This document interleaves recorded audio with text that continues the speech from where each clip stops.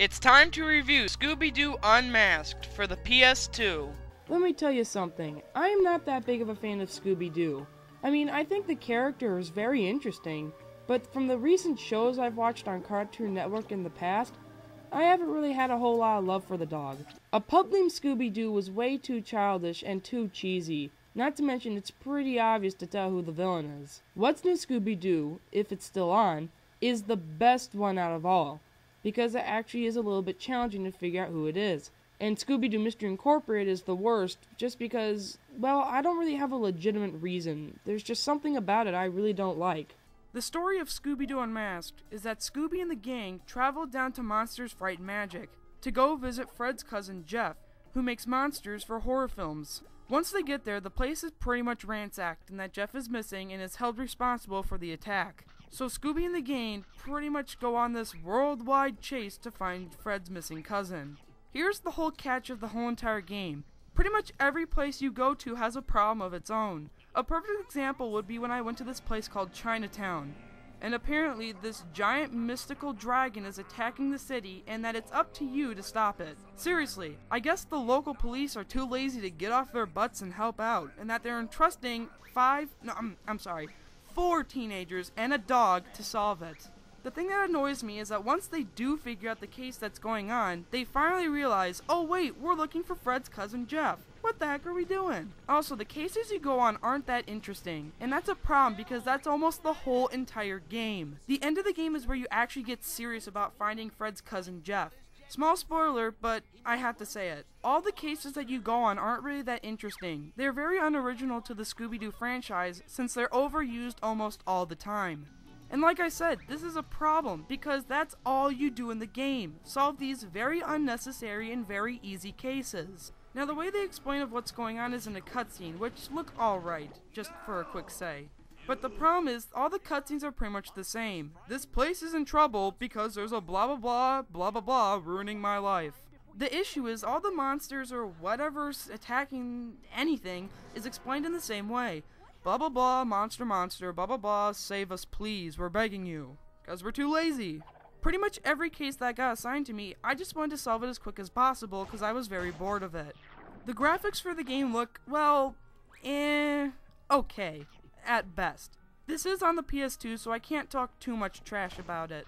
The whole gameplay is pretty much summed up into this. You play as Scooby-Doo the whole entire time, with no help from anybody else. I mean really, they're just gonna send Scooby-Doo in all by himself in a haunted mansion or in a ghost or monster-infested area. Seriously, you can't have a traveling companion, which doesn't make any sense because if I'm correct, Shaggy goes with Scooby-Doo everywhere all the time. I guess the answer I'm looking for in this is that it's just a video game, but with a very dumb concept at that.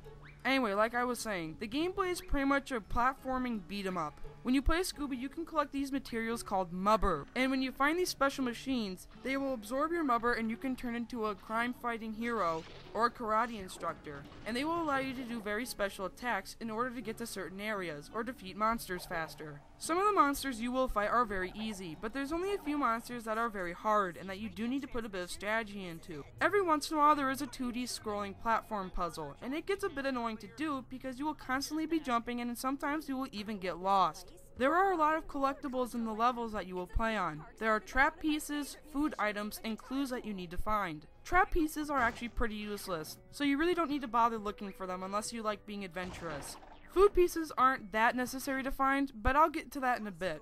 Clue pieces are things you definitely need to find. If you ever see a floating blue magnifying glass in the air, try and get to it and collect it, cause that's how you find clues and beat the levels. Once you pretty much beat and inspect all the areas, you will have to meet up with Velma and use your powerful detective skills in order to solve the mystery. If you're missing a clue that is vital to solving the mystery, you will have to go back into all the levels you played in and look for it.